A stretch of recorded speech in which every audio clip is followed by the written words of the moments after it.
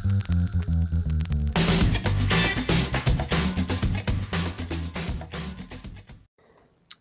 John, thanks for coming on. I really appreciate you taking the time to have a conversation with me. Would you mind telling us a little bit about yourself before we get started? All right, my name is John Fisher 2.0, not my real name, but thinking everyone in the audience could have guessed that.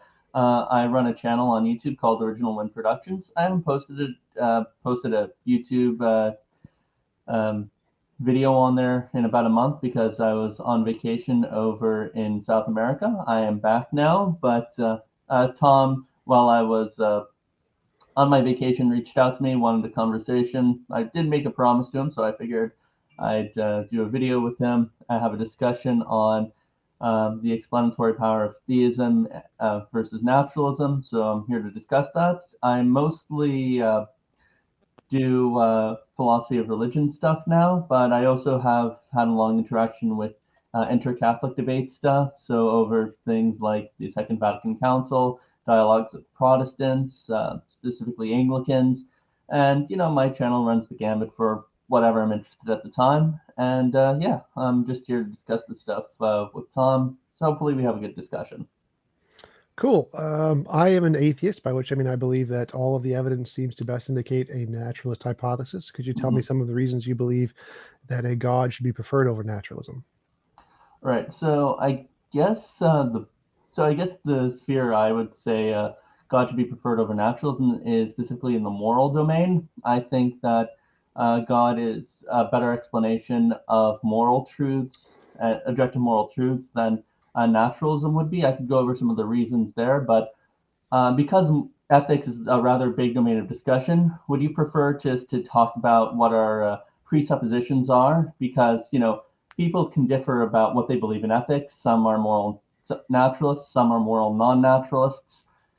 Some people are eudaimonists, some are consequentialists, others are deontologists. There's a lot of ways you could kind of branch this out. I can go into what I believe about metaethics and ethics, and we could kind of compare that. And well, I'd like to start with the reasons you think that God is better than naturalism. That's mostly what I'm interested in. That's what's interesting me most.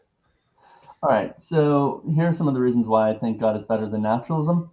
So at least in the domain of ethics, there's a question of why be moral, but there's another question of why even try to be moral. Whenever we take on a challenge of some sort, like let's say, Tom, you decided today that you wanted to become an artist, like you want to become a world-renowned artist. You have to know what you're sacrificing in terms of time, effort, study, all this other things to even succeed there. And you have to decide that it's a worthwhile sacrifice to even just put in the effort here. And if that's the case, why think that on naturalism, sacrificing all those things is actually worth the effort if you were to try and succeed? And those are some of the things you just have to sacrifice. You also have to have. Well, start with that one for 1 sec. Why does that matter? So, like, if I'm thinking about morality and whether or not it's true or false that some moral statement is the case, whether or not I want to try to be moral or try to live up to that standard is irrelevant, as far as I can tell. Like, it's either true or false that killing babies is wrong, and whether I personally want to be motivated to try to be moral is completely irrelevant as far as I can tell to objective morality. So why does that matter at all? Right. Well, because ethics isn't just some theoretical discipline. It's not like, let's say, mathematics. It's actually something you want to put the work and effort in. So, for example, especially in areas where you're pretty much undecided, or where it seems like people can have contrary but seemingly reasonable conclusions. So, for example, if a woman wants to contemplate, should I have an abortion here? And you tell her, well, this is my conclusion. I think it's very rational, but the opposite side also has their conclusion, and they are just as rational in believing it. And at the end of the day, she's still going to be like, should I have this abortion? She has to at least have some reason for her conclusion, and she has to have some certainty that it is the right or moral conclusion if she is to just proceed in that direction. If ethics isn't a practical or applied enterprise, then I'm not sure why we should even be bothered with engaging in it. Well, so the first part I totally agree with. So if someone wants to get an abortion and she wants to know if it's moral, she needs an answer. She needs an answer to that question, and that needs to be true. The statement, getting an abortion is moral, getting an abortion is not moral. But those statements seem to be answerable completely independent from her motivation. So say she wanted to be immoral and wanted to do the immoral option. Well, that doesn't affect the answer either way.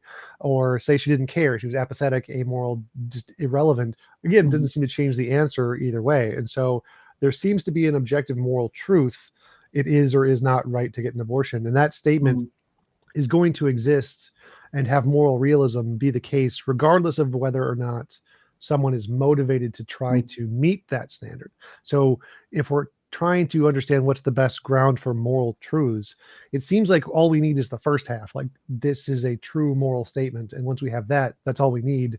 This other thing about whether or not we should try to be motivated to do it doesn't seem to be an integral part of what morality is. It seems to be more of like a pragmatic, this benefits us in some kind of a way, appeal to consequences. So I don't understand why having that aspect is important to the conversation.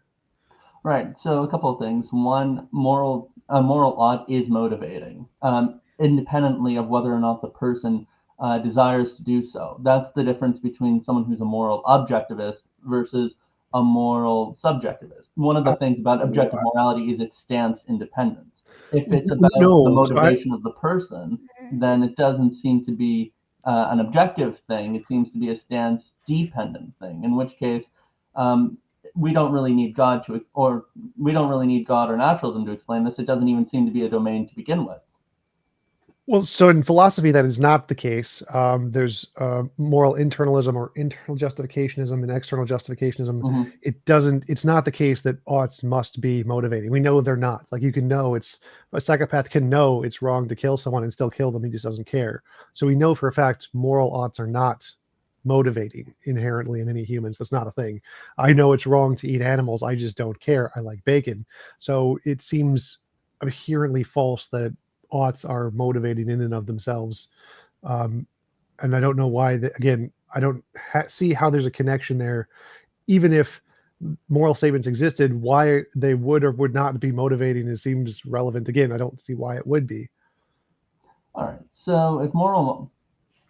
So you would say that you're, kind of an externalist about this stuff. You have to be motivated to do these things yourself, whether or not these things are objective. Is beside the case. So you can know, for example, that it's wrong to eat bacon, but you could just not care. Eating bacon is a-okay in your books. Is that correct? Well, no, it's immoral. It's wrong to eat bacon. I just don't care. All right. It's just not a matter that you should be concerned with. Is that correct? Well, no, I should still be concerned with it. I just don't care. So it is a moral matter. I am doing an immoral thing. I should care. I just don't. All right. So if that's the case, I would have to ask why. So let's just grant that's the case just for now. How do you explain why we should study morality or even be concerned with it if we could just, shrug it off as not even caring one way or another? Like, what's the point of even teaching this or deriving moral truths if, there's no real consequence to them as we apply it? So, for example, I could talk about I don't know, Pokemon. I really like that as an anime, but I wouldn't make that an academic study. There's no real world benefit to studying it or applying it. It's fun. I like talking about it, but tell that to the millionaire YouTubers. Like, what's the point of even just having this domain of ethics? It doesn't. It seems on naturalism, ethics is inconsequential one way or another if someone can just shrug it off. Well, I accept hypothetical imperatives. So if you want to understand morality, you should study morality. If you want to understand science, you should study science. So hypothetical imperatives are sufficient to give us reason to do things. So you don't believe in categorical imperatives, is that right? Not in that sense, no. So you don't believe something is a reason unto itself to do something. You believe if it depends on the subjective desires of the person. Is that correct? Yeah. Oh, all right. So, okay. So I think that categorical norms seem to be an indispensable part about ethics. Like, If somebody tells me this is the right thing to do, then that's reason enough to do something. I could say I'm apathetic. I can say it's not in my best interest. I could say a lot of things, but that doesn't take away the fact that that it gives me reason to believe something. So maybe we could discuss whether or not categorical imperatives exist, and then maybe we could go back on to whether or not theism best explains this. Sure. So I don't see anything of what you said about categorical imperatives to make sense. It's like if I say there is some categorical imperative, that doesn't give me any reason to believe or to care, just irrelevant. Like the only reasons that exist are the ones subjective to my mind. There can't be an external reason outside of my mind because they're all internally subjective. But there can still be a truth of the matter. It can still be objectively true. Killing babies is wrong, and so that's a fact of the matter of the universe, say, and that it is true that it is moral. If I wanted to be moral, then I would do the moral things. Like if it's true that 1 + 1 = 2, and I have a hypothetical imperative that I want to be in alignment with math, I will do math as 1 + 1 = 2. Doesn't mean I have to. I can start using taxicab math and do zeros and things, but so the fact of the matter is completely irrelevant from what I want to do. My wants and desires are totally just subjective. So it seems like tying in these kinds of categorical imperatives are just making it inherently subjective. You say, no, morality is subjective because it must have reasons, and then it just stops being objective. All right. So I would take the position that what gives us reason to hold to something is, like you, I'm a bit of an externalist, at least when it comes to things like justification and warrants. I would say that we have a design that enables us to learn things about the world. And this design is reliable. And by the way, design, don't be scared, doesn't necessarily need to entail God, at least at this juncture. You could have a cognitive design done by evolution. In fact, I think Richard Dawkins talks about this in like this book, The Blind Watchmaker, that evolution is actually a design process. And I'm good to go with that. So I believe we have this cognitive apparatus that was designed in some way, and basically it explains our link between what we believe and what we know through the external world. And if we didn't have that, of course, we wouldn't come to know moral or any sort of truths, because they're what enable us to adapt to it. So, for example, if our ancestors evolved and they had a cognitive apparatus that told them that there was no external world, or insert any other radically skeptical scenario, then they wouldn't really be reproducing or benefiting in their environment. It wouldn't contribute to their harmony or the harmony of their descendants. And that's why generally we have this system that reliably tells us that there is an external world, there is other minds, there is, I'd say, good and evil, and all this other stuff. And those in part lead us to have beliefs that are either derivable through how they function, so through science or through logic or through rational thinking, or just as like this properly basic fundamental stuff to allow us to obtain all the other bits of information. What I have said, is there anything you disagree with me so far? Well, I reject properly basic beliefs. I think the entire Reformed epistemology is fundamentally flawed. Basic beliefs are fine, properly basic or not, but I don't see how anything that connects to. I don't see how any of that connects to categorical imperatives. Like, yes, evolution gave us beliefs and they work. Yes, I'm glad, but that's not a categorical imperative. So do you have? All right. So you don't believe in any properly basic beliefs. Like, you think you could show that the external world exists? That's a basic belief, not a properly basic belief. Properly basic is a specific subset of basic beliefs that was invented by Alvin Plantinga in his Reformed epistemology, which is complete bunk. So I could accept basic beliefs and just reject Plantinga's properly basic beliefs entirely. So it sounds like you're just describing basic belief, making the difference is. No, this is in philosophy. Basic beliefs predate Plantinga. Plantinga did not invent basic beliefs. I know, I never said he did, but he invented properly basic beliefs. Properly basic beliefs is something he invented.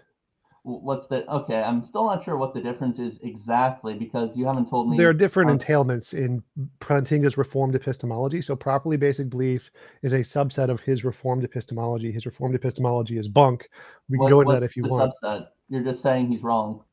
Yeah. So if his properly basic belief is on this precondition that anything that is useful in a society and has to do with a fundamental thing can be called a properly basic belief. He's been criticized by saying, based on his definition, anything that any society thinks is fundamental can be called a properly basic belief. Can voodoo be called a properly basic belief? He's like, well, yes, if that's what they genuinely think is the fundamental nature of reality, which leads to an arbitrariness problem of his properly basic beliefs.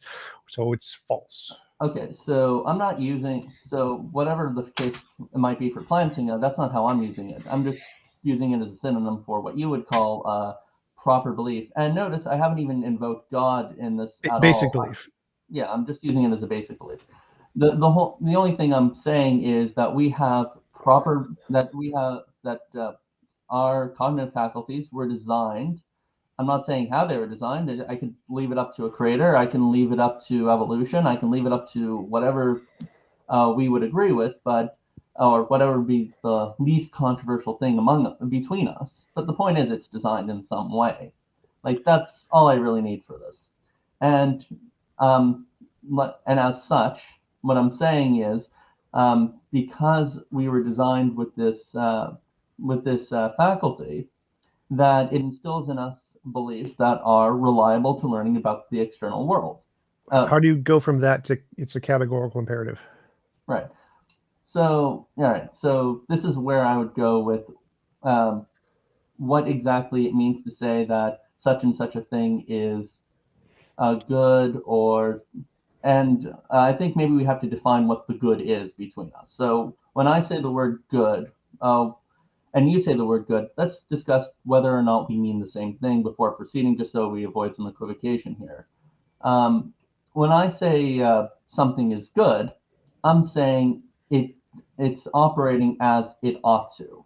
And hence, I think norms are a little more foundational to that.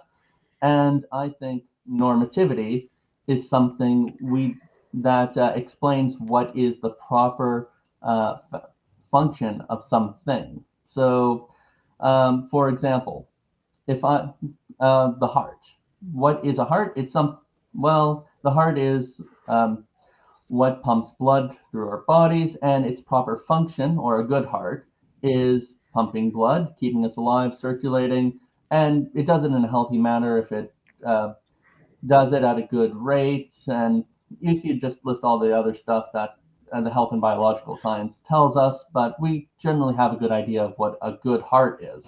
Likewise, I think a good human being can be defined in these ways.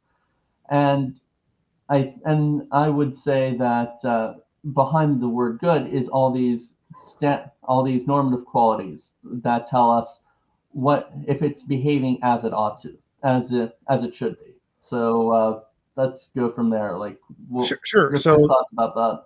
well, that seems to make morality arbitrary. So, say we were designed by evolution to reproduce at a highest rate possible, then someone who's raping and pillaging like Genghis Khan was extremely moral because he's operating in the way he ought to by design of evolution. So, if morality is contingent on design, morality is subjective and arbitrary. So a few things. One, if Genghis Khan was raping and pillaging, then that only tells us about what are called reproductive qualities. Human beings have other designs that tell them exactly, or other qualities that tell them how they're behaving. So yeah, we are Just reproductive clarify. creatures. So the argument was if we are designed by evolution and evolution's ultimate goal for us is to reproduce, then anything that maximizes reproduction is most moral. So Right. you saying that there's other designs, well, that's just irrelevant because if our ultimate designer is evolution and no God, and it designed us for reproduction, then being reproductive is the purpose of humanity, and that would maximize morality. So from what I understand of evolution, it doesn't have a goal in mind. Like evolution is just describing how exactly environmental pressures select for which creatures adapt and then proliferate and then go on to reproduce. And the Remember, ones that you said adapt to their earlier. environment do this. That's not really something that's goal oriented, but it allows certain but it allows certain people to, it allows certain creatures to adapt and then reproduce their own children. And because it Earlier you said that design could include things like evolution. Yeah. Right. So what I meant was evolution doesn't exclude there being goals within nature. Sorry, or at least that's what I meant to say. So I'm not saying like by goal evolution is this being that, or is this thing that has intentionality and a goal to derive from things, but rather what I meant is it can include things which do have their own proper function. All right, so I'll change the argument. If our morality is to do what you are designed to do, you can be designed to do anything by any particular god or whatever. Maybe there's a different kind of a god, and if so, then morality is arbitrarily tied into whatever desires it potentially has. So if a god designs you to murder your son or daughter or whatever, then murdering your son or daughter is moral. And so that seems to make morality subjective and arbitrary and obviously false. Yeah, have you ever watched? There's an anime, A Full Metal Alchemist. Have you ever watched it, or Yes. even read the manga? Remember when Shao Tucker designs what is it called? Basically, he combines his daughter with his dog, and he creates this homunculus. Creature, the homunculus, yeah. And basically, the homunculus is not something you want to design. In fact, would we, just to bolster your argument, would we say that Shao Tucker in designing this meant for a creature to be self-harming by its very existence, suffering every moment? Is that what he designed or intended to? So yeah, I agree. If design is going to be determined by the pure intent of the designer or a bunch of arbitrary facts or happenstances, then yeah, I agree. That's not really a good basis for design. Like if you have a demiurge who creates a being, and this being just suffers every second, and that's the intent of the demiurge, like you have a good being there. I would say no, but that's not what I mean by proper function. So by proper function, I basically mean something along the lines that that Robert Koons had, and basically here's his three standards. First off, for some kind to have a proper function, members of that kind existing in whatever state they are, well, that state is causally explained in part by a causal law linking the state and the kind to the function as the effect. So for example, and that's just the first criteria. So basically, let's take Shao Tucker's daughter. She's a particular kind of thing, a homunculus. She exists in whatever state she's in, and as a result, she functions to suffer, every second of her life. Now, by that, yeah, maybe you can just derive that that's her proper function, but you also have to discuss. Well, that would fit the first one, because the first one is it's like tied into some law that is guiding its existence or something like that. Yeah, I mean, so like the existence of that homunculus is only there because of the desire to create it. So, yeah. And the depression part was only because it was a failed experiment. If you did it right, it would have worked fine. Yeah, exactly. But maybe Shao Tucker was, a really evil person. That's what he tended to do from the very beginning. I know that's not the story, but yeah. So in that case, his desire for her to suffer would be an integral part in her existence. Yeah. If he didn't want that, it wouldn't exist. Yeah, and that actually leads to the third criteria. I'm going to skip the second for now, but the third one is the existence of this kind is partially explained by it, but by what? Basically that's his intention. The existence of his daughter in that state is intended by the designer or whatever the system brought it about. Okay. All right. So the second criteria is the system of functions that results forms a harmonious, mutually supportive whole, and this system contributes to that end. So basically, could you say that again slower?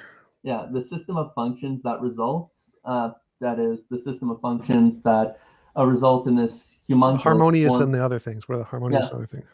A harmonious, mutually supportive whole. So basically, it results in a whole unified thing. and that system contributes to that end. So that system contributes to the harmony. So basically, the very fact that Chow Tucker's daughter survives and is walking about, well, her sufferings basically have to contribute to that end.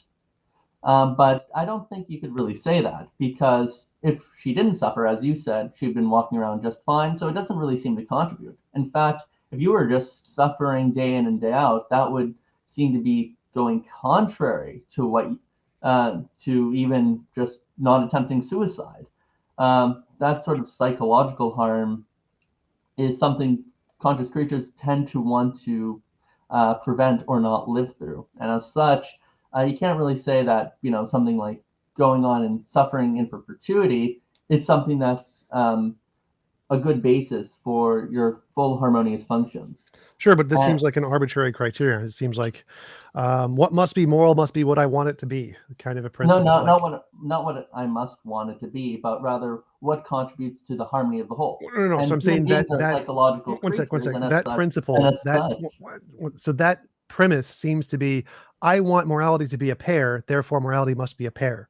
Like, it doesn't seem like there's any justification for that principle, that criterion for what morality must be. It seems like something Kuhn's added in to eliminate things that don't agree with his hypothesis for no reason. It's arbitrary. I'm going to add in a random premise to say that it must be my conclusion. Yeah, I'm going to disagree with you here. Usually when something exists to fulfill an end, its parts also exist to fulfill that end. They work together to that. So if you have a heart that pumps blood, and there's something in there that just doesn't work to that end, or in fact goes against it, then we can't really say that is a thing's proper function. So the heart produces a thump thump sound every time it beats and pumps blood. But we don't want to say that thump thump. If you're defining it that vaguely, then her suffering, if that is the end goal, then her whole is harmoniously producing that end, which means it would fit that second criteria. Right. So what you're saying is, because of the very fact that she suffers and she exists to suffer, then the very fact that she suffers actually goes on to support her as a holistic entity. Is that right? Yeah. So if she's designed to suffer and her suffering is the end goal, and all of the things about her produce that suffering, then that would fit all three of those criteria that you listed. Right. Well, the third criteria is the existence of this kind is partially explained by the harmony into. All right. And so I think there is a bit of force in what you're saying here. But I would also kind of push back here and say part of the reason why Chow Tucker, or a nefarious creator, would create such a being is, he's creating not just a suffering being, but a suffering living being. Any being that suffers is going to be a living being, and as such, there seems to be a contradiction or a tension between the fact that it lives and the fact that it suffers. It's not harmonious. In fact, that would be, things seem to contrast and butt heads with one another, at least as far as I understand it. Well, no, that would only be if you added in that extra premise and say it designed it to suffer and to live. And if you do that, then you get lust, the envy of lust, where she's suffering and can't die because she's immortal, and then you get that end. And so her suffering and her immortality would achieve that goal. And so it seems like, based on your criteria, whatever the designer intended, as long as he maximizes that thing, then that's moral, which seems like a terrible definition of morality. Right, but even lust herself in suffering is also not a harmonious creature either. My point is whether he does a good job in designing that whole living part, or by going on forever or not, that's not really tangential. It seems that there is no harmony in being a living being and being a suffering being, because suffering goes contrary to the ideal of living.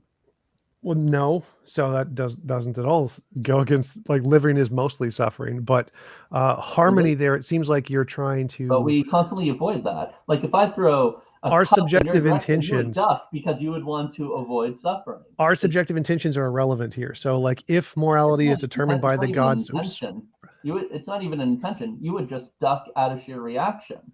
Like, if I throw somebody in an ocean, they're going to swim even if they have suicidal intentions. Like, we struggle to survive, like, it's No. not even an intentional thing. It's even pre-intentional. Like you just do it out of Subjective your nature. intentions, like whether it's subconscious or conscious, make no difference here to the argument. So the argument here is that you're saying that you could say, just like theists say, God may have some sufficient reason to allow this apparent contradiction. Well, God, the designer may have some sufficient reason to see this contradiction, I'm not even though saying there isn't that. one. Like there's no contradiction with allowing someone to suffer and live, because in order to suffer, you must live. And so if some God wants a maximum amount of suffering for one person, he will want that person to live a maximum amount of time, so that they can suffer for a maximum amount of time. So there would be no contradiction between suffering and living, but none of that matters here. So it seems like you're cherry picking. Well, his intentions would still be, well, he might have two intentions, but those intentions, when formed together, would not harmonize, because Those when you suffer, you're doing harmonize perfectly. So one intention, I want someone to suffer.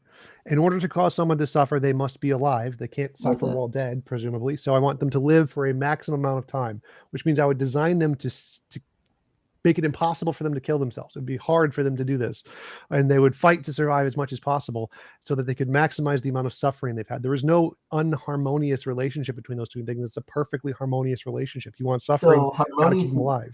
It doesn't only have to be harmonious. It also has to be they also have to be mutually supporting as well. They are. Suffering does not mutually support living, and living does not mutually support suffering. So in fact,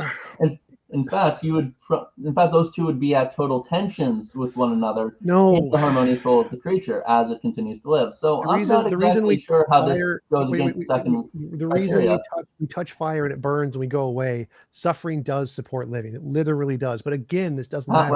Can you give me that example again? I'm not sure I understand it. If I touch fire and it burns me and it hurts, it causes suffering, then I run away. So it keeps me from walking entirely into the fire and burning myself to death.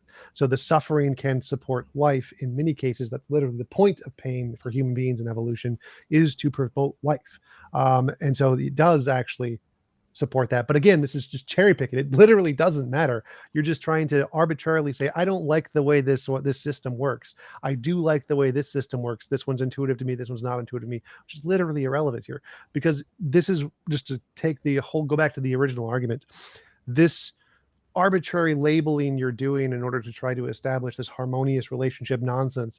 I don't need that in my worldview. This is something that this is a big problem that you have in your worldview, but it doesn't exist in mine. I can just say moral is that which corresponds to the law and nature, problem solved. I'm done. I don't even understand what that's supposed to mean. But moral naturalism. It's just moral naturalism. I'm not sure what that means, though. Like, what are you even saying with that? Well, that's okay. You don't need to understand what it means. The difference here is I'm making a point. Let me make the point first. So the point here is that you have to go through all of this mental gymnastics to try and assess harmonious relationships and design intentions, which are just irrelevant. Like I don't need that. There's no reason to think design has anything to do with morality. There's no reason to think harmony has anything to do with morality. All this is just arbitrary stuff that you seem to have to go through because you've adopted a God-based morality, whereas I can just say morality is that which corresponds to some moral object, and I'm done. I don't need to do any of that.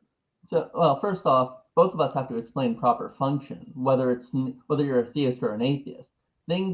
Well, in mine, it has nothing to do with morality. That's the. I think that even if you're not going to say proper function grounds morality, you're going to have to say it has something to do with it. Like if I cause your heart to stop beating, like you're going to want to say that I've done something wrong in that case if it's unjustified, if I randomly do so. So, for example, let's say I give you a bad medication that stops your heart. Chances are, one premise is that I stopped your heart. I'm doing something that's contrary to your heart's proper function.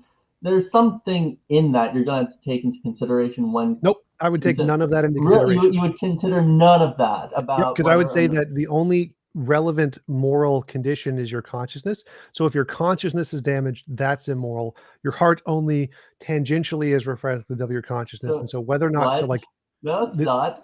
If your heart stops beating, that's going to affect your consciousness. Can consciousness exist without hearts? Your consciousness. I said your consciousness. Again, that's irrelevant to the argument here. So my argument here is that it's not. You're an embodiment. Are you a materialist? Do you believe that that your mind is connected to your body? Finish the argument first. So the argument here is that there is no logical necessity between a physical heart and consciousness. But there's We a will physical eventually necessity, have yes? brains in vats just fine. You don't need the heart. So what is morally significant in my view, what is the morally imperative moral agents is the consciousness, not the heart. So if someone doesn't need their heart, it's not immoral to stop it. So stopping the heart isn't immoral. It's ending their consciousness that is immoral. Look, this is And a so great. I would not say anything about purpose. I don't care about the purpose of the heart. I don't care about the purpose of any of the You things. don't? No, it's irrelevant. It's What? completely irrelevant to my This model. strikes me as a very interesting side of morality for spirits and ghosts, but not for human beings who have bodies. No, this applies to all consciousnesses. If you are human and conscious, if you are a spirit and conscious, if you are a God and conscious, in my view of morality, what is morally significant is the consciousness. Damaging the consciousness is immoral, but the body isn't necessary for consciousness. So it is not The body inherently isn't immoral to necessary for damage. consciousness? No, you already believe that. That's not a controversial statement. No It is one if you're a thinks it's naturalist. logically impossible to have a You, it, consciousness without a body. No one thinks that. So if you you, can have a many body, naturalists do, in fact, think that. no, like no one thinks you need a heart. Zero human beings thinks you need a heart. You can replace that with other things to support consciousness. You don't need a heart. Yeah, but I'm So, putting you in danger. oh my God, this is not hard. You don't need a heart. So damaging a heart isn't inherently immoral. How about Damaging a consciousness is. Okay, how about stabbing your brain? Like, that certainly has a proper function. If it affects your consciousness, that's what matters. Do you You damage the don't consciousness? think you need a brain.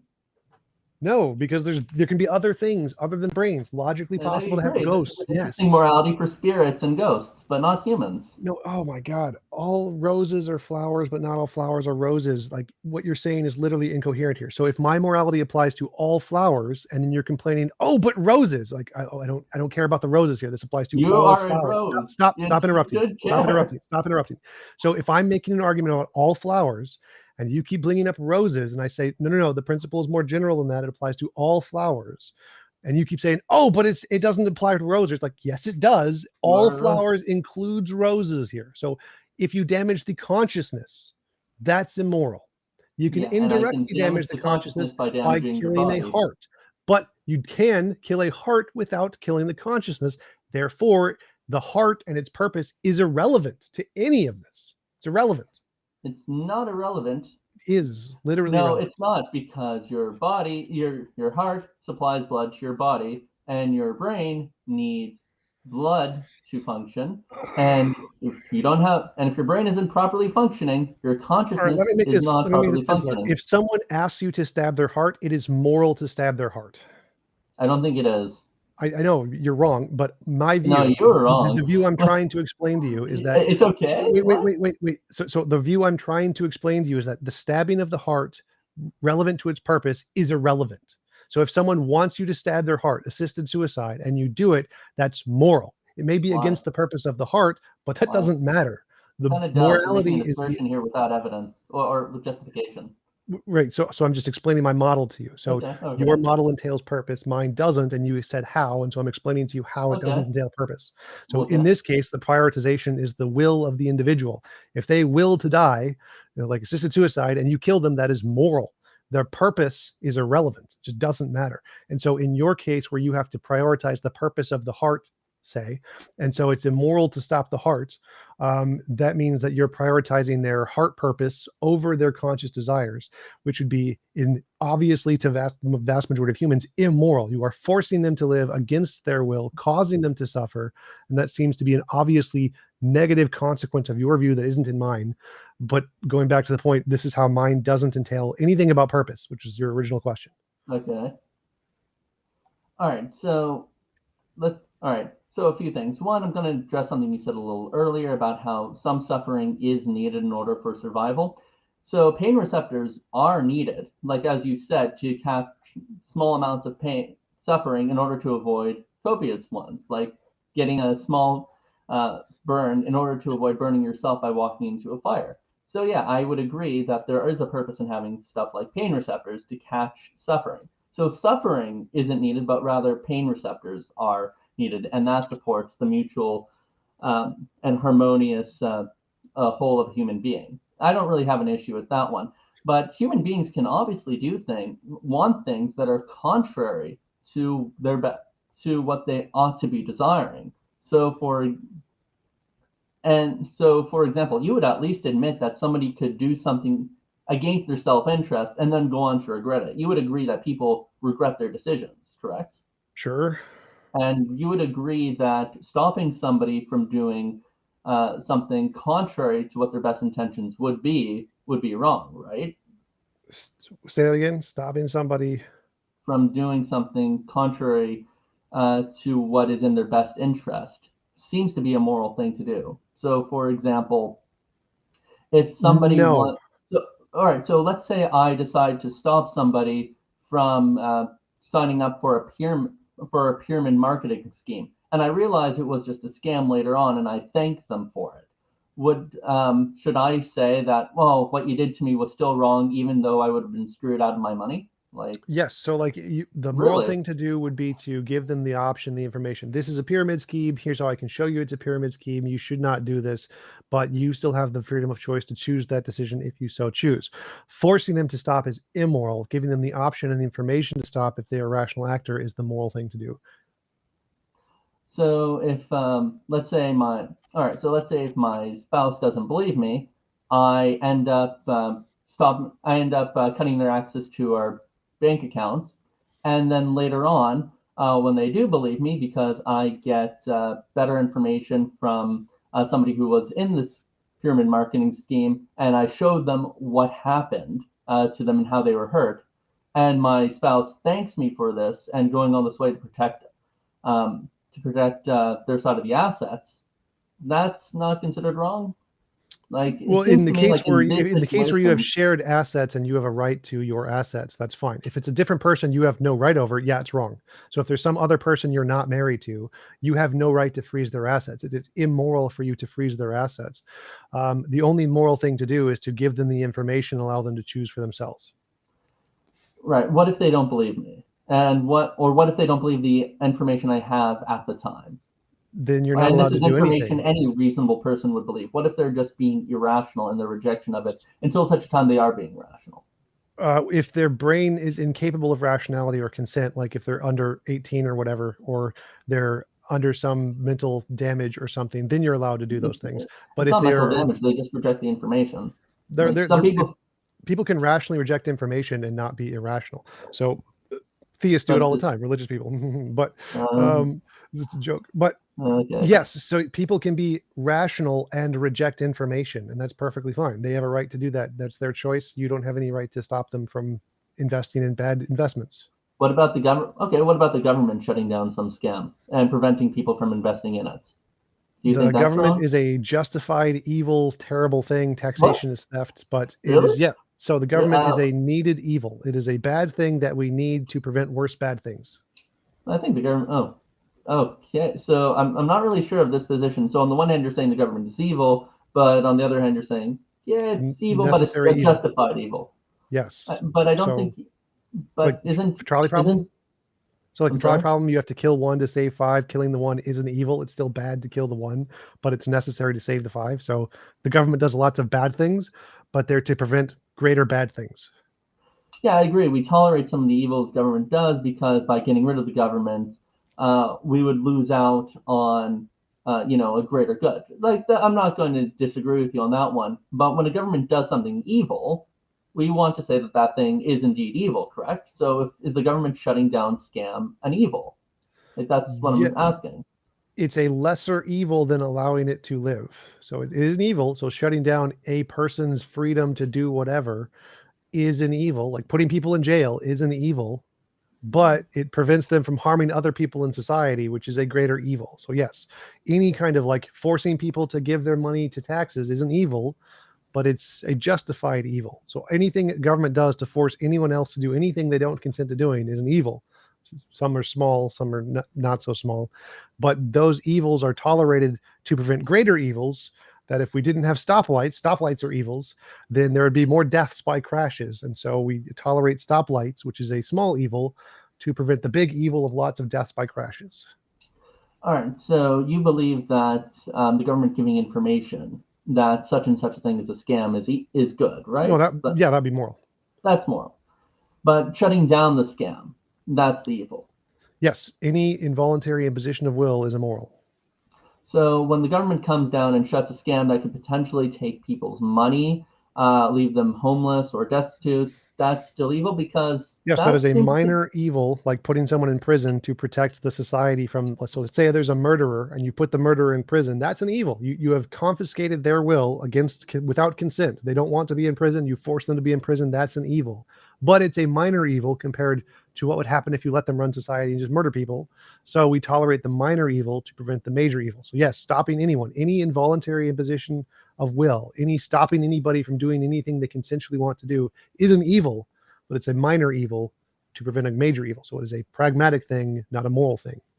I think, yeah, I think it's much more intuitive to say that, and I'm not saying I'm not saying intuitions are arguments here. I'm just saying that on the face of it, you would at least agree that the that throwing people in prison who take away people's home, money, finances that they use to support other people, that is an evil, but the idea that A and that's necessary a evil. greater and but letting these people out and loose scamming other people, that's okay so long as they're not as they're not coercing people. Like, is that what I'm That would be understanding here? Because I think that the government imprisoning somebody doing all that is actually a commendable thing. I think someone who's trying to take away your assets and trying to make sure that people's family are fed and taken care of, I think that's a commendable thing.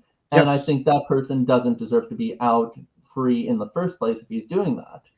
So if But if it's I like the took your trolley position, problem. I'd have to believe in the opposite, that what that person is doing is fine No, because he's not doing anything against somebody's will, but the government is stopping somebody's freedom. no. So again, like the trolley problem, killing one to save five is one immoral action. You've killed one, and five moral actions. You've saved five. So if the government shuts this thing down, they have done one immoral action. They've stopped this person from freely doing whatever they're doing, but they've saved all these other people. Sure, those could be considered moral actions. So the moral actions are more than the immoral actions, but they've still done an immoral action. So, all right. So they've still done an immoral action, even though they saved people's homes, assets, made sure children aren't Yes, trolley starving problem. because of Killing the one bad is problems of still their immoral. parents. I've answered this like 10 times. So yes, in the trolley problem, killing one is immoral. Forcing someone in prison, putting a murderer in prison is an immoral action, even though it does a lot of moral actions also. So any involuntary imposition of will is an immoral action. All right. So okay. So let's go with any voluntary imposition of will is an immoral action. What do you base that on? That's my conclusion of the evidence when looking at the patterns of moral intuition and moral progress and plotting them out on a line and seeing where they lead. Yeah. Okay. Can you provide me with this study of what I guess is a long series of looking at human history, anthropology, Yep. comparing humans across cultures? And by the way, chances are Yep. you probably need to provide some sort of standard to measure moral progress is being made in the first place. Nope. So you don't need So the moral progress is a label. The label doesn't matter. All I need to do is show a plot line, like over time, some maximization of some property and show there's a line there. Whether you what call it property. progress or regress doesn't make a difference. The pattern is still objectively there. So I'm going to So, call it moral progress because intuitively it feels more like progress to me. But what you call it, I don't care. I don't care what you call it. There is objectively a pattern there, and that pattern is supported by evidence. And I think that if we maximize this pattern and go to the end goal of this pattern is a world where it's impossible to force anyone to do anything they don't consent to doing. Now, you can call that immoral if you want. I don't think it fits, but that's up to you. It doesn't make a difference. All that matters to me is the pattern. And so, yes, I can show you the pattern of moral progress, looking at societies, women's rights, gay rights, LGBTQ rights, workers' rights, animal rights, the progress over time as you gain in resources and gain in intellectual capacity, the scope of morality increases such that the significance of moral actors grows to categories that we didn't entail before, and it seems to, if we take this to the extreme, it'll apply to all conscious entities, and that any involuntary imposition of will is immoral. Therefore, the best of all possible worlds is one where a world where it's impossible to force anyone to do anything they don't consent to doing. Yeah, it seems like this moral property you're looking at and seeing its maximization over time. I think I'll just use what you kind of accused me of doing. I think that that's the whole arbitrary thing in question. You're just looking at the things you like and then just seeing how they're maximized over time. What? At least that's the impression I'm getting. So Wait, when I'm you say not that not quite following here. So like, what is this moral property you're following and saying is being maximized here? That's what's confusing me. well, so we use the word moral to refer to things. Like we see a baby being drowned, we call that immoral. So we have these intuitions that this We, word morality refers to certain kinds of actions and not other kinds of actions. And so we put all of those actions in a box and we call these the moral actions. Morality has something to do with those thingies, whatever connects those thingies. And so those are data points. And we plot those data points, try to find a pattern, and then describe that pattern with the principle, and that's the moral principle. So it isn't arbitrary. I'm not just picking these at random. These are the ones that we emotionally feel the word moral corresponds to, as opposed to ones we don't feel the word moral corresponds to. Yeah, so if you speak to some moral anti-realists, Lance Bush is an advocate of this position. He would say something like, what people mean by moral or good, these words are indeterminate or underdetermined. People don't have like a consistent basis for what they can mean. If you look at some of the more I would older agree. models of I would agree. anti-real, I've talked with Lance Bush. I agree with him on that point, but the basis part doesn't matter here. What matters is do they have feelings about certain data points? Do they see a baby being drowned and feel that's immoral? Yes. That is a consensus viewpoint throughout most of history. Yes, they do feel that. So even though they don't have a consistent consensus. basis, that part doesn't matter here to my argument. My argument only means, do they have a consistent feeling towards particular moral events? And which they do. There are lots of particular moral events that there's vast amounts of agreement on, even if their basis isn't agreed upon. So the basis doesn't matter here. Actually, it does, because if the basis is, let's say, non-cognitive, then you can't really measure it. Like, how can you measure boo or yay, for starters? Well, you People could who still don't, measure that. So like if their you view can't of measure it. morality is non-cognitivist and they still say drowning babies is immoral, and by that I mean boo or whatever, that would still be a data point. But most people aren't You, non-cognitivists. So the vast majority of humanity throughout most how history do you know aren't. this? Data polls from most of history around the world. Polls from most of history. Okay, most of the time when we take polls, it's usually from university students in Western, What percent of humans are religious and have been religious throughout all recorded history? Like, this is not a hard one. Okay, yes, a lot of people have been religious, but religion is hardly tied into a shared universal moral attitude. I didn't say there is a shared universal moral attitude. I said there are shared universal moral intuitions Oh, about particular events. So drowning babies is wrong. People feel drowning in babies is wrong. That could be just a result of evolution. If we feel drowning babies is wrong, we won't drown babies, and that's good for the species. That's a common trend that's been through all societies, probably due to evolution. Very good evidence of that. And it's a pretty good consistent thing that's throughout most human societies. The ones that didn't have that died for some reason. Who knows why? And so, yes, there are very consistent patterns in moral beliefs that we have that are very good for life and people. And so, yes, there are very good patterns that we do have very good evidence for in evolutionary biology, even if that's yeah, all it was. but if you, in all honesty, if you're just looking at, human consensus, this is just moral anti-realism, because you're looking at people's stance-dependent positions. I mean, granted, Right. granted, you're finding a consensus among human history and stuff, but it's still stance dependent. It's still subjective. You're Well, measuring a again, you're subjective attitude, conflating but the it's data still points. subjective. Well, you're conflating the data points with the conclusion. So the data points, yes, the data points are there, and the data points are there independent of whether or not it's a non-cognitive view, a relative view, subjectivist view. The data points are the same in all of those views, but they're just the data points. Are the data points there? Yes. Whether or not they're just a result of evolution or just a result of subjectivism or just a result of non-cognitivism doesn't matter. What matters is are the data points there? Yes, we agree. Drowning babies is wrong. That's a consensus among humans. Can that be a result of evolution and nothing more? Yes. Can that be a result of just subjective happenstance? Yes, but it's still a data point. So the data points are there independent of what conclusion you draw from them. Yeah, I mean, if you look, I mean, I'm pretty sure if you looked at most of human history, most human beings would honestly tell you that poop tastes bad. But that doesn't mean that there's some, and I Right. agree, I and agree. I've never tasted it, but I would probably venture to say it probably does. Yes. But we would probably not like the taste of it. But that Yes. doesn't mean that there's no like objective property Yes, you're right. I of agree. taste in things. But Yes, just because you have a it's consensus, still a data point. It's still a data point. It's a data yes, point there, regardless of which conclusion you draw from it. the So, data, so those are separate topics. Is it a data point? Yes. Poop tastes bad, and then we can use this data point to indicate who knows what. Poop yeah, realism, maybe. Who knows? But but it's a data point. That's all that matters. the, Is there a consistent data point? Is there a pattern in the data point? Can we follow this pattern to some conclusion? That's all that matters. Whether you agree with the patterns, it doesn't matter, because your question is how do I get to my model of moral realism? I look at the most data points, and we agree they are data points. That is, poop tasting bad is a data point, would you regardless of agree? what it Uh, indicates. would you agree And that most people think that? Would you agree that it's also a data point that most people in human history thought that the government is a justified institution, that something like I have government no is a idea. good thing? I have no And idea. so, okay, how about the fact that there have been throughout human history governments, and that most people usually justified this institution, or even slavery? Like at the very point, people think coercion on some way is a good thing. So it seems to go contrary to your overall conclusion that the good thing is uh, that we should have less of an imposition of force against our conscious wills. So I'm not exactly sure how that helps establish your conclusion when the very method that you're using would probably give us data points that go against your very conclusion.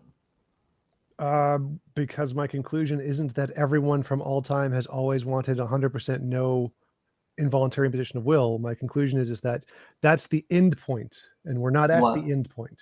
How can you say that that's the end point when every point leading up to this was like, yeah, we want some volunteer involuntary imposition of will? Like, that seems to Because be it's going against decreasing. that. Because it's decreasing. So like if we all have, let's say we all want brown rocks, and we like brown rocks, but then the Right. amount of people who want brown rocks continues to go down every year, until the point where it's like, oh, there's a pattern here. Less brown rocks every year means maybe we're trying to get rid of all the brown rocks. That's the conclusion. So if there's a pattern where we're decreasing the amount of consent, decreasing the amount of violations of consent, and that pattern holds true throughout every society that has resources and intellectual growth, then it's reasonable to say if we follow this pattern to its extreme, none would be the end goal. Okay, I'm just not following your brown rock example here. People, so what's exactly the analogy here? Is the Okay. brown? Can you spell it out for me a little Yeah, clearer? yes. So imagine there's a society, 10 people, all they like is brown rocks. Then one has a Gotcha. kid, and that kid likes 9 brown rocks and 1 blue rock. And then those have kids, and they like 8 brown rocks and 2 blue rocks. And then if we keep following this, the more kids we have, the more blue rocks get to be favored. And then the percent of blue rocks continues to increase in the society. And every year it continues to grow and grow and grow at a steady rate. Then it's reasonable to say if we follow this pattern to its extreme, at some point, blue rocks are going to be the majority or even the entirety of every kind of rock that this group likes. And so if we find a pattern of that changes, that there is some amount of evil consent that is tolerated in a society, and that goes down over time, and less and less and less and less of it is tolerated. And if we continue to follow this pattern, just like the blue rocks, we can see that, oh, at some point, the majority of these will not be. To maybe even all of them will not be.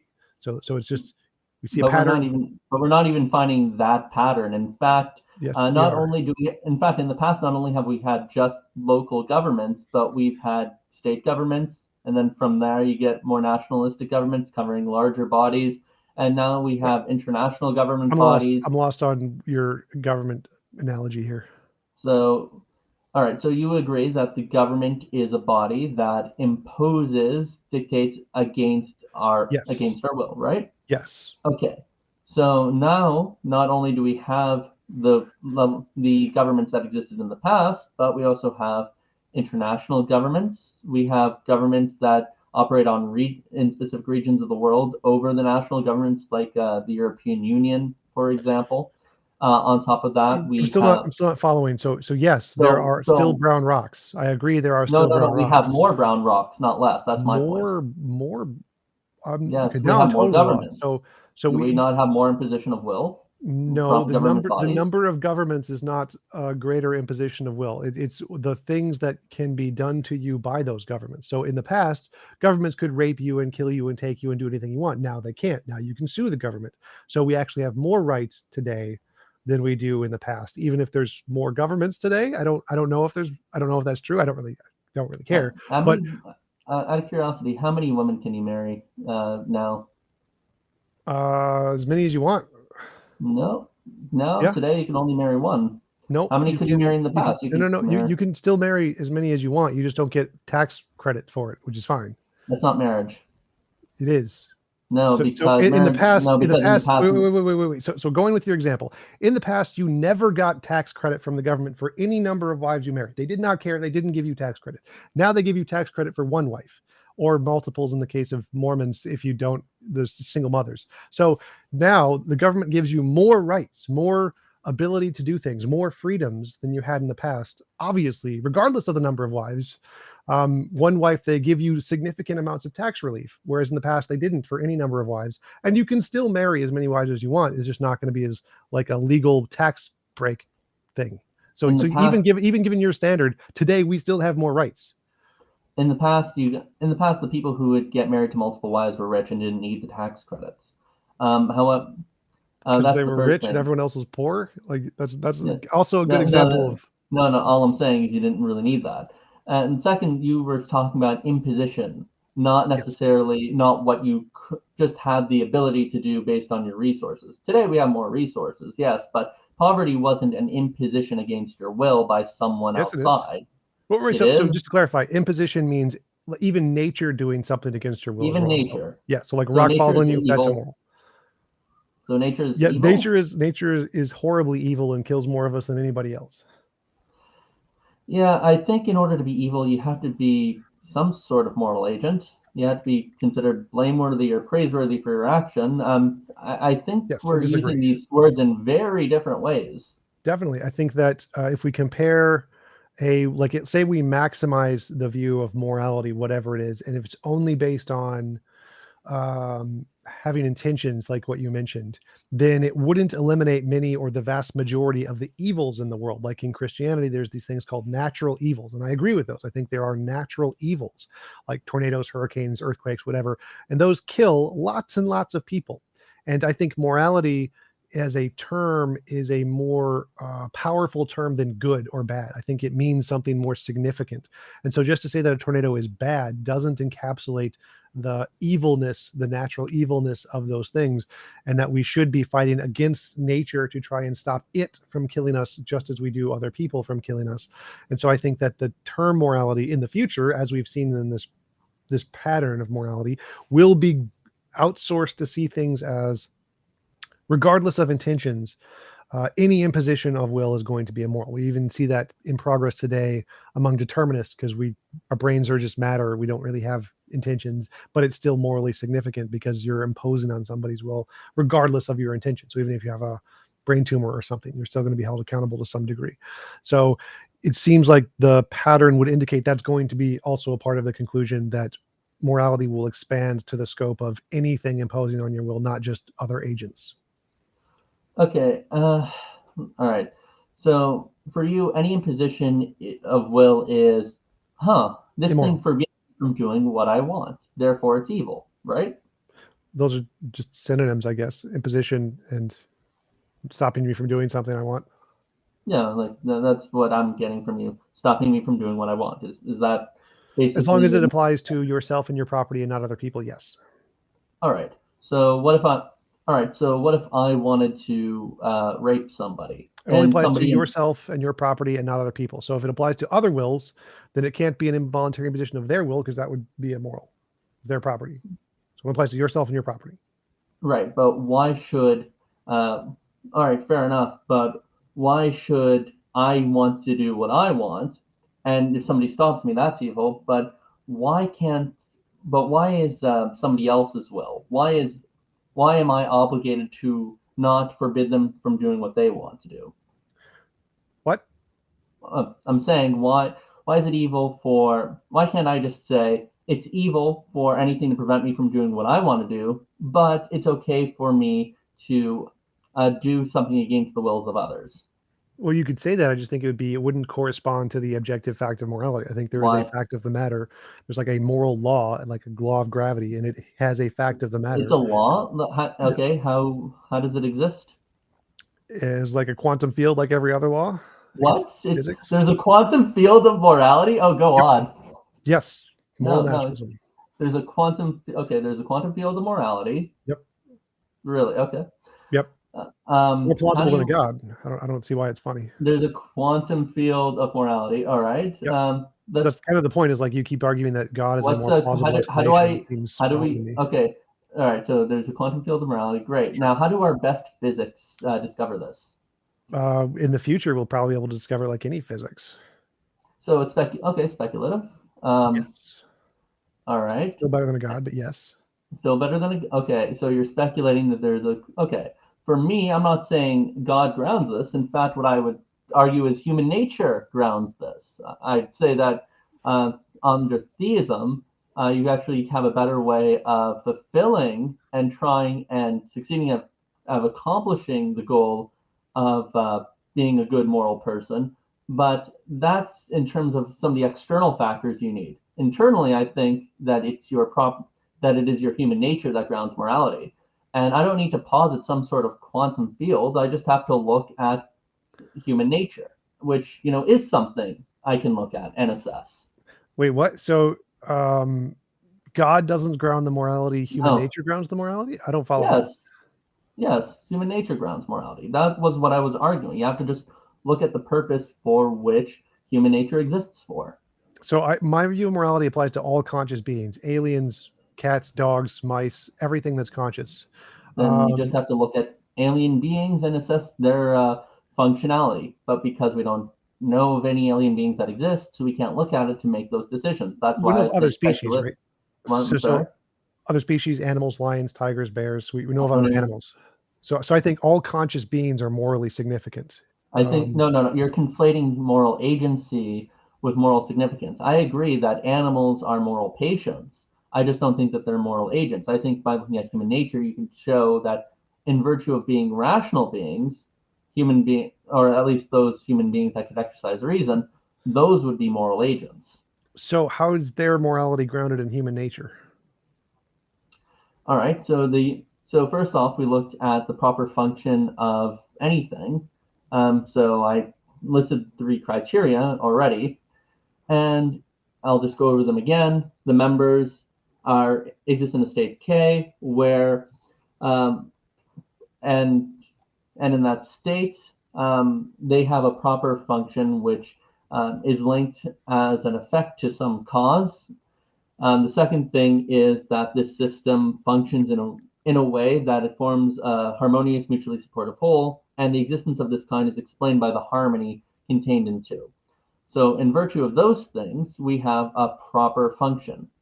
And then from there on in, if there's we have that we can say that the proper function of a human being is it does what it ought to do.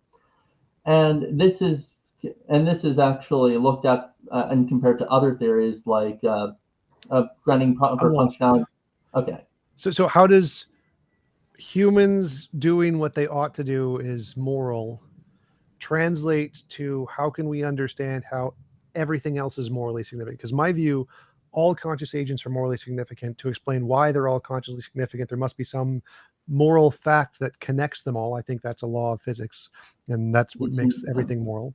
Well, And if you don't, so how does your view that human nature grounds morality expand to the other conscious things in the universe? you have to just look at their own nature. But they are good. But if you just look at what they are good for, then we even look for why we have obligations to them just in looking at our nature. So, for example, let's take animals. Part of being a good human being is being a good social being. And any good social being which would cause harm in animals, well, you could expect that they would also cause suffering in other human beings. So humans have reason to treat other conscious creatures, specifically animals, with a way that avoids their suffering too. So it doesn't have to do with something that they have a right to, but rather it has something to do with what we expect from other human beings in virtue of what we would want them to do to us. We want them to cultivate virtues that do not contribute to our suffering. So we'd want laws and we would want dictates where they don't harm other conscious creatures either. That tends to be why we don't like human beings that cause suffering in other creatures. Now, of course, there might be some overriding reasons like food, but in general, we don't want them causing pain for no reason. Can you hear me? Testing. I can hear you. Well, I dropped my keyboard and it disconnected my microphone. It's fine. So my position here is like, or my question here is like, so say we maximize your view of morality as a perfectly moral universe. What does it look like for bears, for tigers, for all the animals? What do they just keep doing the things they're doing? Are you okay? Yes. Okay, sorry, you were just doing the thing. Okay. So tigers, bears. So there is no such thing as a morally good universe. I don't know what that means. So So a universe in where morality is maximized. So in mine, it would be no conscious thing could force any other, or no thing can happen to a conscious agent without its consent. That means fish can't be eaten by bears unless they consent to it. But deers can't be eaten by tigers unless they consent to it. Nothing can die from old age. My morally perfect world where my view of morality is maximized, there would be no lions killing other things. There would be no people killing other things. So right. If we accept your definition of morality, what would the morally perfect, or the world where the morality is maximized, look like? Well, first off, I don't even understand what kind of world that is, because if, let's say, you have bears and lions that aren't carnivorous, well, I don't know what kind of creatures they would be. Lions and bears. There's lots of ways to do that. So we can like Star Trek and just Star Trek them artificial meat or whatever, and that'd be fine. But that's a different question. So my question for you is, I'm not sure if we maximize your view, strikes me as magic, but okay.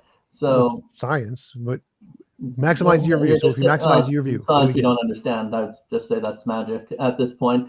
But just putting that to the side, I would say that it all goes back to the word good. Like, there's a philosopher I really like by the name of Peter Geach, and he said something about the word good that I think just holds really nice. How do you spell that? Geach, Geach. Atheist? Yeah, but yeah, to be fair, he wasn't. I'm asking to invite him on in the future, so keep going. No, he's dead. Oh, damn it, that's gonna be tough. Yeah, I don't know, maybe Star Trek him. Yeah, I'll just Jesus him back from the light. It'll be really great evidence of the resurrection. All right, but okay, so he makes a distinction between what's called an attributive adjective and a predicative adjective. So, and this goes into what the grammar of good means. So let's say a predicative adjective has a difference a predicative adjective has a difference between an attributive adjective, because a predicative adjective can be split without losing its meaning, and of course, its truth preservation can be preserved categorically. So what do I mean by this? So if I say Mackie is white and Mackie is Y, then I could say Mackie. Then I can say that Mackie is of white Y. But if I was to say, Mackie, Mackie is white, all that stuff. But if I was to say Mackie is X, Mackie is a big X, all X's are Y, Mackie is a big Y, that would be invalid if it was an attributive adjective. So here's what Mackie is. Mackie is a dog. So if I was to say Mackie is a white dog, and then I was to say Mackie is a mammal, could I say Mackie is a white mammal? Would that hold logically? Would that be valid? I have no idea, because I'm not following. I'm still trying to like figure out how this connects to answering my question. Because I'm saying that good belongs in one category and not the other, and this makes certain inferences valid or invalid. Well, I'll get back to your question, I promise. But let's just go. Because my question was, if we maximize your view of morality, what would the world look like? And you're saying that those are two different categories. So my view is that we are in a morally imperfect world, and it can be morally better. And you're saying there is no spectrum there? What I'm saying, okay, so what I'm saying is, because the word good or great or whatever is an attributive adjective, then it makes no sense to say that worlds themselves can be good. Oh, right. Or So I agree. I can just grant that for the sake of the argument. What I'm saying is if we have a world, and in this world there is some property of morality, and we maximize that property, it's like becomes a law of physics, and everyone I'm is saying it's forced. not universal. I'm not saying it's what I'm saying is it can't be universalized in the same way between all creatures. Is our world perfectly moral? So let me ask you this question. One second. Can I say that a mouse is big and an elephant is big? Sure. Yes. But would you say that a big mouse is the size of a big elephant? No. Yeah, exactly. So so it all depends on what noun is being modified by the word big. It in the same way it works for good. Because I just want to clarify. So that's fine. So is our world morally perfect? No, it's not. Okay. So there can be other ways the world could be morally better than our world. Yes. Okay. And so say we take your moral spectrum, whatever it is, and we go to the very, very, very extreme of where it's the perfect moral world. What does it look like? Are lions and bears still doing the same thing, or are they doing something differently? What are humans doing? We're probably in heaven or something, I would guess. But what does the world look like in reference to these things? You're saying, would lions and bears not exist? Would they just continue to be doing the same thing they're doing in that world as they are in this world? What is the difference between that world and this world? Yeah. So I would say that lions and bears would just be where they're at. Lions and bears are not moral entities. Are not moral agents. A good lion in fact, is a lion that's able to hunt its prey, to catch it, and in fact, any good example of its prey is able to outrun it. The fact is that because there's tension between these two animals, that's good mutually for both of them, because what's good for the lion is bad for its gazelle that it's chasing, and good for the gazelle, it's bad for the lion. Human beings, on the other hand, are good, and I'd say all human beings are good, insofar as they can live up to the moral dictates by which they can derive from their nature, and that is what I would say makes a universe morally perfect. There are agents such that they always follow the dictates given to them by the natural law, and by extension the divine law. Perfect. Yeah, that's exactly what I was asking. So if we compare your view of the maximally perfect world to mine, and mine is where it's impossible to force any conscious agent to do anything they don't consent to doing. It seems like if we're intuitively trying to assess which is more moral, yours seems to have vastly more immorality than mine. Yours has lots of death and suffering and eating and pain. Why is that? Things. But why is that wrong? Well, because why is that immoral? It's intuition you're appealing to, right? Yes. Well, we have to. That's the only evidence we have of morality. But my view here is to say, if we're asking most humans and we're trying to assess, and we look at these two worlds, kind of like if we look at a baby being drowned or a person helping an old lady, and we want to say which one's more moral, people intuitively say, okay, helping the old lady is a more moral action than drowning a baby. Drowning a baby is immoral. And so they can compare two instances and use their intuition to try to assess which is a better view of morality. And so if we do the same thing with our models, your best of all possible worlds versus my best of all possible worlds, it seems like the vast majority of people are going to be like, yeah, the one where you can't force anyone to do anything they're doing is a morally superior world than yours, where lions are still eating things. And that's the rub. You're using already best of.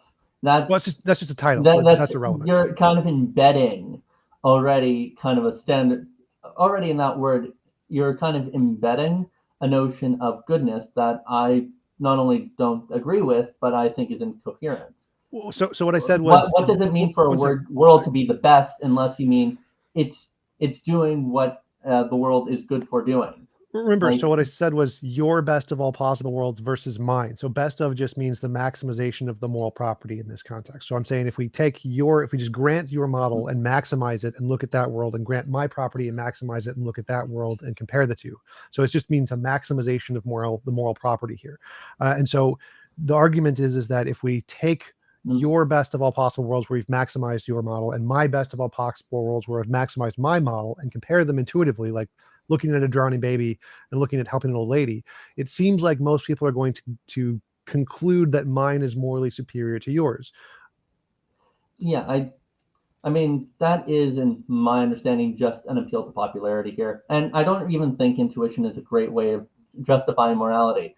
I generally think that at least not anymore. I think after seeing a lot of the points brought up by anti-realists like Bush, like for intuition, a lot of the studies that we have aren't really well supported. They don't actually look at some of the really necessary things you need to know to understand people regard the best of as being stance independent, as being cognitive, all that other stuff that we need in order to assess whether they would think that way. And if we're just looking at a subjective appeal, regardless, it's just an appeal to popularity. I don't really see how that's a good data point in your favor. On the other hand, we could actually look at human nature. We could actually say, okay, what makes a lion a lion? What makes a good lion a lion? What makes a good human person a good human person? And we could say, yeah, that's it. We could just look at the thing in question, assess its biology. We can assess what the proper functions it has as a harmonious whole are, and we can just understand what would we expect it to be doing given these proper functions. What makes this thing a harmonious whole? What makes it survive? What makes it continue on? What seems like an appeal to nature? What are some of the things that hinder that harmony? What make it go away? Like you could actually look at that seems like an appeal to nature fallacy, where it's saying nature does it this way, and so so there's two problems there that I see. One is that I don't think you can say there is a way a lion should be, like the way it's designed. Like that doesn't make any sense to me. That's irrelevant. It seems like it's yes. It seems like we know how lions. Like wait, one sec. So it's like all biologists tend to agree it's not designed to be a certain way. It happens to be that way due to the way nature is, and if nature would change, the lion would change. And so the way a organism should be is contingent on its environment, and you change its environment, that completely changes the way the organism should be. There isn't any particular way a lion should be. It's just relative to its environment, and that's it. It's purely coincidence. There's no correct answer about that. Then that would make any evolutionary assessment to how it came about arbitrary too. And I don't think you want to do that. And, I don't know what you mean. Well, okay, so it's just a coincidence that it evolved in this fashion? Yes. No, there's a sufficient explanation that explains why it evolved sharp teeth and claws and why it runs as fast as it does. But those are also coincidences. Yes, the biologist is going to appeal to its environment and the past and the evolutionary process, but that actually goes to show how its existence came about, why this is the kind of creature that exists and adapted and not some other creature. And that to me is actually a perfect explanation of Kuhn's criteria 3.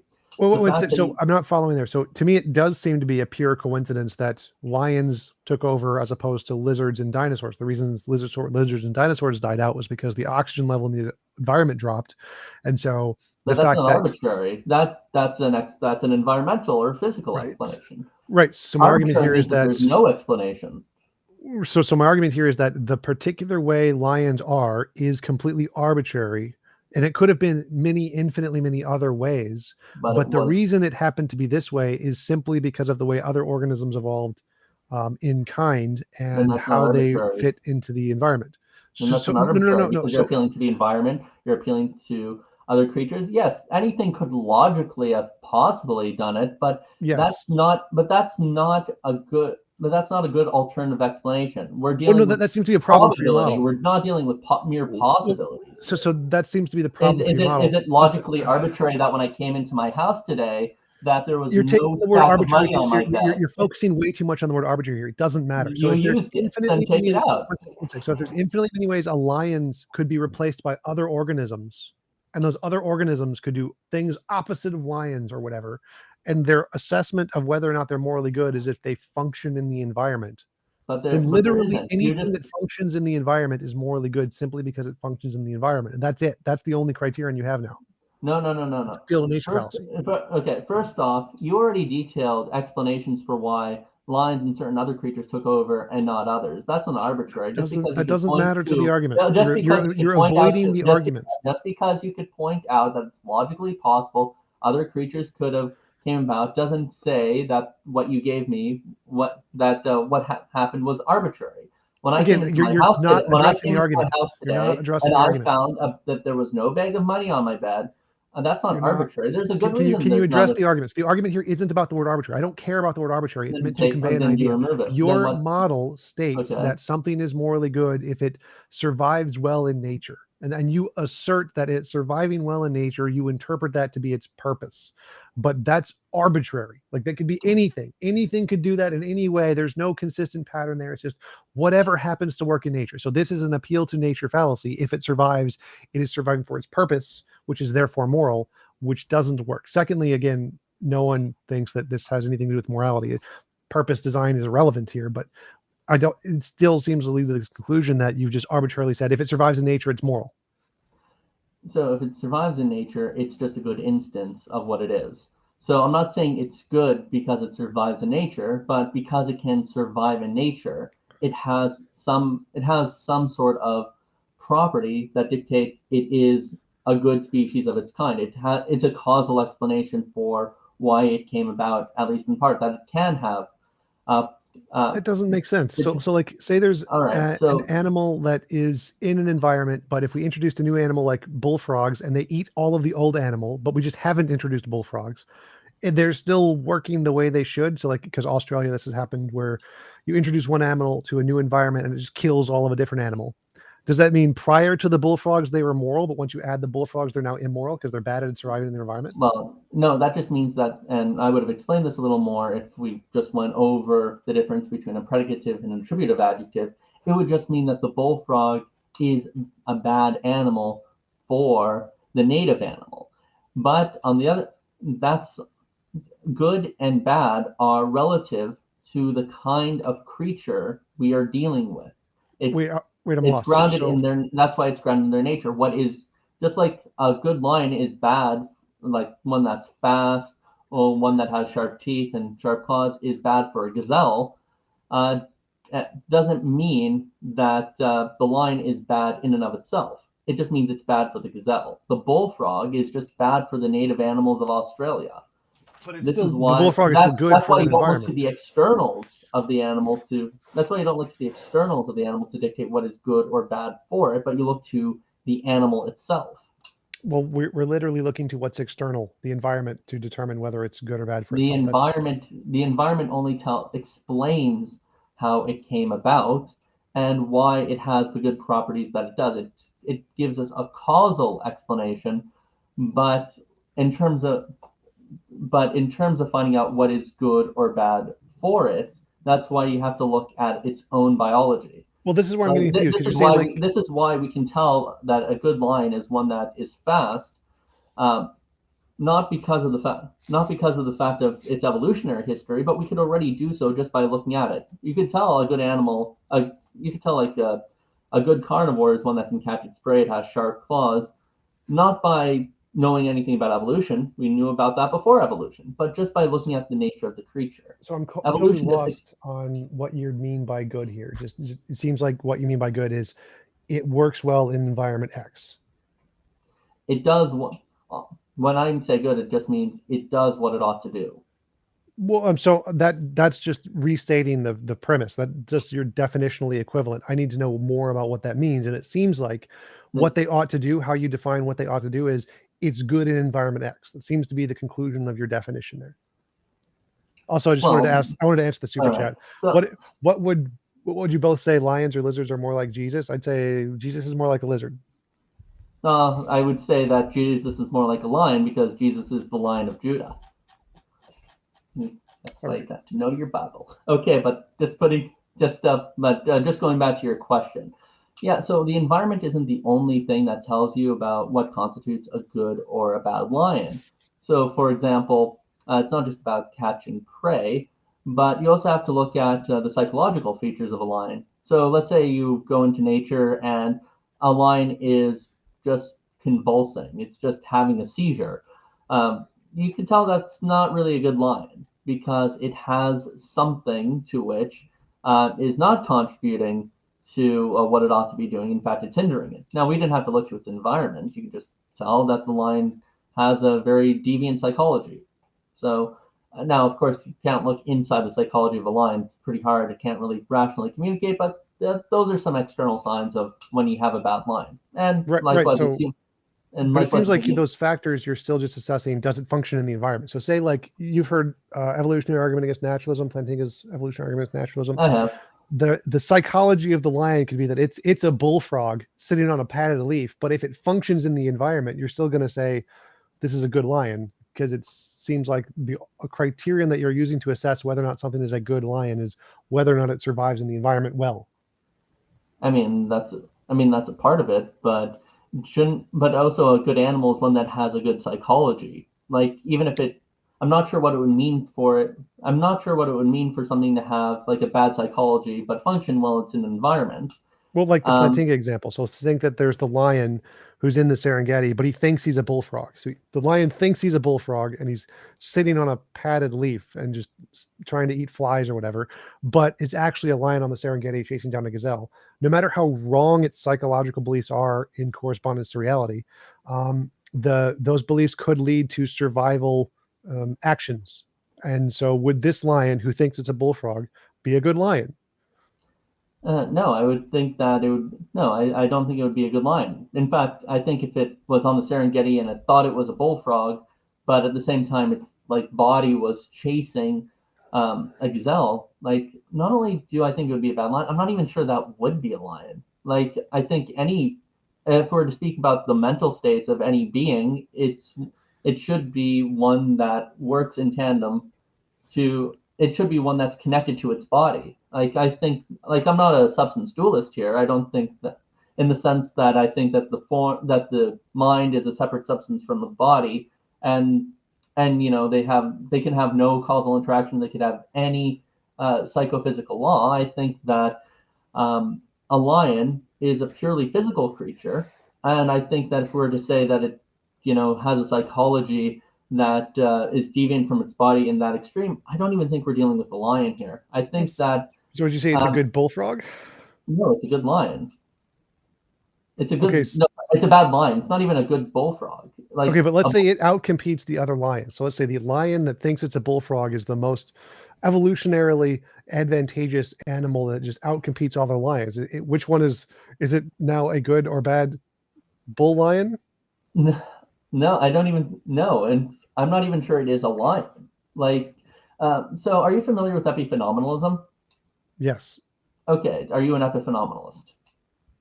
Probably not. Okay, neither am I. So, and in fact, this is actually one of the arguments against the idea. For those of you who don't know, an epiphenomenalist is someone who believes that mental states can't cause physical states, but physical states cause mental states. So so let's say that there's a mental state like you're suffering, and the suffering of an animal explains why it doesn't go fully into the fire and it only goes in part after touching it. Then that actually is a causal explanation telling us why the lion isn't fully going in there. Likewise, if a lion believes it's a bullfrog, then it's such a useless belief that I don't even know. At that point, I had to say, what are mental states actually doing in this picture? Wait, so do you reject Plantinga's evolutionary argument against naturalism? Well, if it works, it doesn't work for that reason. I'm not taking a position either way on Plantinga's evolutionary argument. I'm saying if that is one of the reasons to support it, it's not a good support. So Plantinga's evolutionary argument against naturalism is the fact that evolution selects for survivability, and so it doesn't care about what the actual beliefs are, so the beliefs can have no correspondence to nature in any way. No, but beliefs need to have correspondence to nature. I don't know how you can not believe that.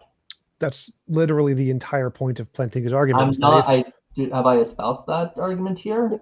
No. So I'm bringing it up as an example. I'm saying. Okay, but I don't agree with it. I think Plantinga's. So that was what I was asking. Do you reject Plantinga's? Okay. Like I'm not. Yeah, like there's a huge literature on that one. I can't say I accept it, but I do think that beliefs do play a role in any creature's survivability and adaptability here. I think that if a lion believes it's a bullfrog, it's not going to survive that well. So if this did happen, would this be a refutation of your moral model? Sure, but I think if that did happen, it would be a refutation of my philosophy of mind too. But Okay. I'm pretty sure that beliefs have some sort of evolutionary explanation to why certain creatures adapt. Okay. Like, if not, Peebo then Thulu asks, it's a good line if a lion eats a gazelle. It's a bad line if a lion dies due to volcanic activity, ? is it a bad line if it dies due to volcanic activity?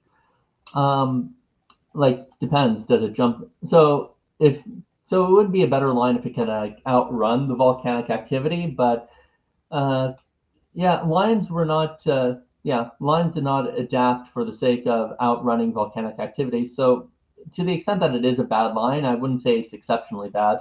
Like, lions don't typically do that. That's not why they adapt. That's not that doesn't causally explain why they adapted in the way they did.